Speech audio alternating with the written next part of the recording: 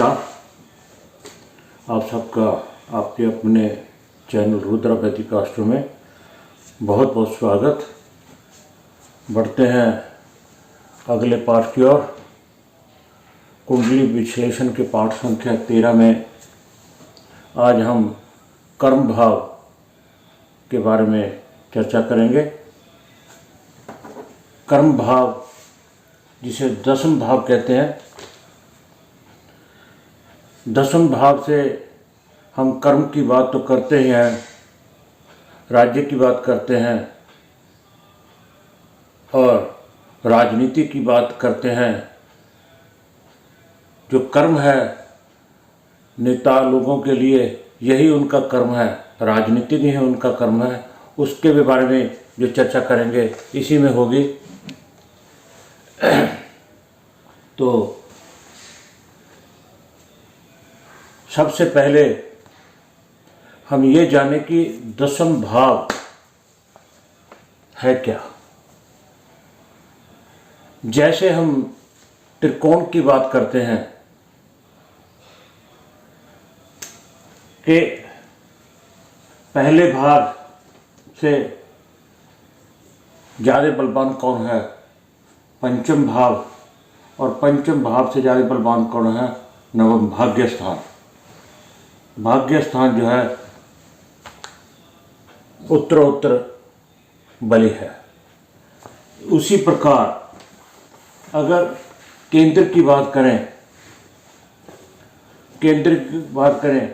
चौथे भाग से बलवान कौन है,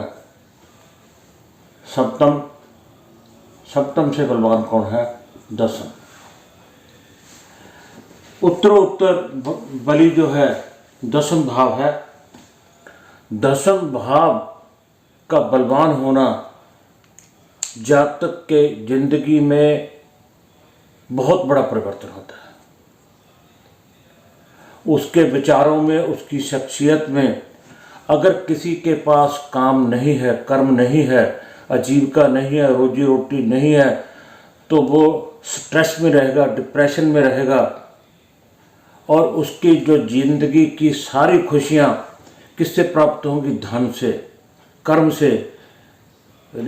अगर इंसान कर्म में नहीं है, काम में नहीं है, नौकरी में नहीं है, तो उसका दिमाग चलता रहेगा दूसरी ओर, नेगेटिव ओर, जो कि उसकी जिंदगी के लिए भी घातक है। तो सबसे पहले कर्म भाव का बलवान होना अति आवश्यक है। अब देखते हैं कि कर्म भाव से क्या क्या देखना है हमने। कर्म भाव से कर्म तो देखना ही है, राज्य भी देखना है, उसकी शख्सियत को भी देखना है। नियम वही है। सबसे पहले लगन, लग्नेश और लगन का कारक देखेंगे। उसके बाद चंद्रमा की स्थिति देखेंगे, उसका मनोबल देखेंगे, साथ में साथ जन्म की दशा, जन्म दशा भी देखेंगे। जन्म दशा अगर आप देखते हैं तो आपको फौरन पता चल जाएगा कि इस समय वो कैसी पोजीशन में है। जन्म की दशा और वर्तमान दशा दोनों। कई बार क्या होता है, इंसान जन्म से ही बीमार होता है। भावेश, लगन, लग्नेश और कारक, इनसे तो पता चलता है, जन्म की दशा से भी पता चलता है ये इंसान अगर बीमार है तो कब तक बीमार रहेगा, कि ताउम्र बीमार रहेगा, वो कर्म कर पाएगा या कि नहीं कर पाएगा। कर्म भी तभी कर सकता है अगर वो तंदुरुस्त है। अब देखते हैं दशम को, भाव को। पहले भाव, फिर भावेश और फिर कारक। नियम सभी भावों के लिए एक ही है। भाव कौन सा है, दशम भाव की बात कर रहे हैं। उसमें राशि कौन सी है, सिंह राशि है, स्वामी कौन है? सूर्य।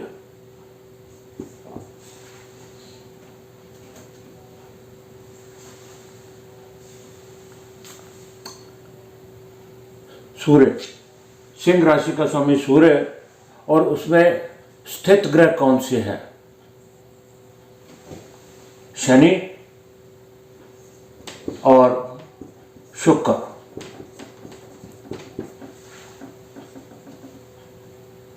शनि और शुक्र, और उसके ऊपर दृष्टि किसकी है? गुरु की। गुरु की दृष्टि है। दृष्टि,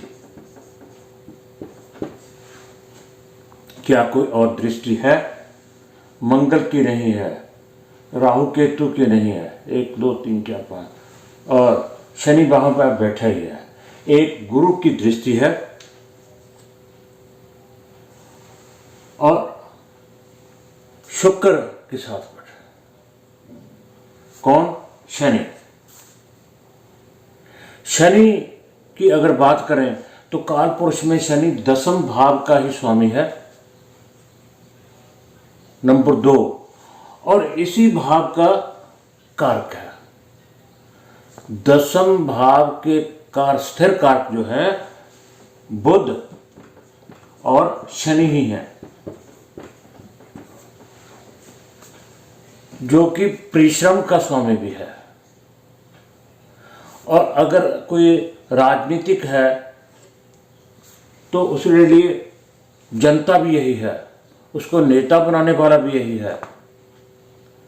अगर किसी कंपनी में काम करता है तो परिश्रम करवाने वाला भी यही है। उसको मालूम है कि अगर वो किसी अच्छे ओहदे पे है, किसी कंपनी में भी है, ऊपर के ओहदे पे है, उसको मालूम है कि नीचे जो कर्मचारी उनसे कैसे काम लेना है। दूसरा, अब देखें इसका भवेश। भवेश कौन है? सूर्य। सूर्य इसका भवेश कहाँ बैठा है? एकादश भाव में, जिसे बढ़ोतरी भाव कहते हैं, लाभ भाव कहते हैं। 10वें का स्वामी 11वें में बैठा है। अच्छा, किसके साथ बैठा? बुध के साथ। किसके साथ बैठा? बुध के साथ। ऐसे तो बुध आदित्य योग बनता है, परंतु बुध तो हमेशा ही सूर्य के साथ रहता है, ये तो योग बनता ही रहता है। और साथ में कौन है? केतु। राहु केतु एक्सिस में। भवेश जो है राहु केतु एक्सिस में भी है, और बुध के साथ है। अच्छा, बुद्धि का स्वामी, विवेक का स्वामी, क्योंकि बुध की दृष्टि पंचम पे भी है, जहां से विवेक मिलता है। बुद्धि और विवेक का स्वामी बुध किसके साथ? सूर्य के साथ। और बुध शनि के साथ साथ बुध भी जो है 10वें का स्थिर कारक है। कोई भी कार्य बुद्धि और परिश्रम के बिना सफल नहीं होता। यानी कहते हैं अगर किसी भाव का कारक और भावेश इकट्ठे हों तो बहुत अच्छा, उस भाव का फल अच्छा मिलेगा। अब देखते हैं कारक कौन है? बुध की ही बात कर रहे हैं। दूसरा कारक शनि भाव में ही बैठा है। बुध क्या है? बुध एकादश का स्वामी, अपनी राशि, अपनी उच्च राशि, अपनी मूल त्रिकोण राशि कन्या का है, जो कि सूर्य को और बलवान करता है। साथ में कौन है? केतु। केतु कहते हैं जिसके संग केतु है, केतु की उसके किसी चीज की कमी नहीं। केतु क्योंकि उसमें एक खासियत है केतु में कि वो ताउम्र जिसके संग दोस्ती करता है, जिसके संग साथ रहता है, उसका ताउम्र पूर्ण साथ निभाता है। ऐसे लोग जिससे भी मित्रता करेंगे, जिसके संग भी रहेंगे, सारी उम्र उनके होकर रहेंगे। कभी बदलाव नहीं आएगा। उनके दोस्त मित्रों में बदलाव आ सकता है, परंतु वो फिर भी उनके प्रति कोई बदलाव नहीं दिखाएंगे, कोई पीछे नहीं हटेंगे। एक बार जिसके संग हो गए उसी के होए के रहेंगे। तो क्या देखते हैं कि इस भाव का भावेश कहते हैं शनि। शनि अशुभ ग्रह है, मगर शनि कालपुरुष में इसी स्थान का स्वामी है और दूसरा इसी भाव का कारक भी है। जितने भी काम परिश्रम के होंगे वो शनि करवाएगा, जितने भी दौड़ धूप के काम होंगे वो शनि करवाएगा। और बुध जो कि भावेश के साथ है, काम करने, साथ में कौन है? शुक्र। शुक्र कामनाएं, इच्छाएं, काम करने की, एक यूनिट लगा लिया, इसको एक और लगा लें और बढ़ा लें, और उसके ऊपर दृष्टि किसके? शुभ ग्रह गुरु की। परंतु कई कई विद्वान ये कहते हैं कि गुरु पीड़ित है। हाँ, बिल्कुल पीड़ित है। मंगल की दृष्टि है, शनि गुरु को पीड़ित करता है, मंगल गुरु को पीड़ित करता है। अगर वो पीड़ित ना हो तो उसकी बेचैनी ज्यादा बढ़ जाएगी, क्योंकि अगर मंगल और शनि की दृष्टि इसके ऊपर है तो वो सहन कर सकता है। अगर ये शुद्ध कहते हैं शुभ ग्रह होता तो इसको ज्यादा पीड़ा होती। इसके ऊपर मंगल और शनि की दृष्टि प्रभाव है, जिसके कारण जिंदगी के आने वाले उतराव चढ़ाव को सहने की शक्ति है। क्योंकि गुरु की दृष्टि दसम भाव पे है, दसम भाव पे है। और इसके साथ बैठा शुक्र। शुक्र कहाँ का स्वामी है? द्वादश का स्वामी है, मगर दसम से दसम कर्म को भी देखते हैं, सप्तम से उसका स्वामी भी है। सो दसम से मिलने वाले सभी परिणाम जो होंगे अच्छे होंगे। कहीं कहीं मन में विचलित होगा, परंतु जो मन में सोच लिया, क्योंकि इच्छाएं बहुत हैं। शुक्र के ऊपर भी गुरु की दृष्टि है, जो कह दिया वो करेंगे। इस स्थान का स्वामी बढ़ोतरी स्थान में गया, और किसके साथ गया? कारक के साथ गया। बड़े बड़े काम देश विदेश में जाकर भी काम करेंगे, क्योंकि शुक्र द्वादश का स्वामी भी है। अपने जो भी काम होगा, चाहे बिजनेस हो, चाहे नौकरी हो, चाहे राजनीति हो, कोई भी काम हो, विदेश में भी जाएगा तब भी अपना डंका बजाएगा। तो हमें सबसे पहले क्या देखना चाहिए? लगन, लग्नेश और कारक। कारक कौन? सूर्य। सूर्य कहाँ बैठा? बढ़ोतरी में। उसके बाद चंद्रमा, मन की स्थिति। मन की स्थिति के बाद फिर जन्म की दशा। क्या वो जातक जन्म से बीमार तो नहीं? अगर बीमार है तो कब तक है? ताउम्र तो नहीं रहेगा। अगर ताउम्र रहेगा तो काम कैसे करेगा? काम हो ही नहीं पाएगा, ग्रह चाहे कोई भी हो। अगर शरीर तंदुरुस्त नहीं तो कर्म नहीं।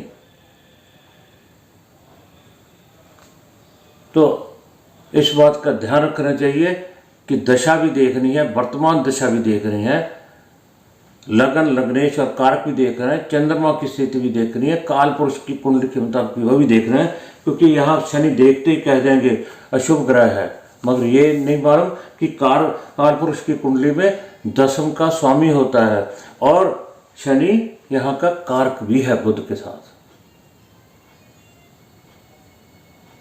तो धीरे धीरे जैसे जैसे आपके प्रश्न होंगे उसी हिसाब से आप इसको सॉल्व करते जाएंगे। तो इस पाठ में इतना ही। अगले पाठ में हम एकादश भाव की बात करेंगे। आप सबका बहुत बहुत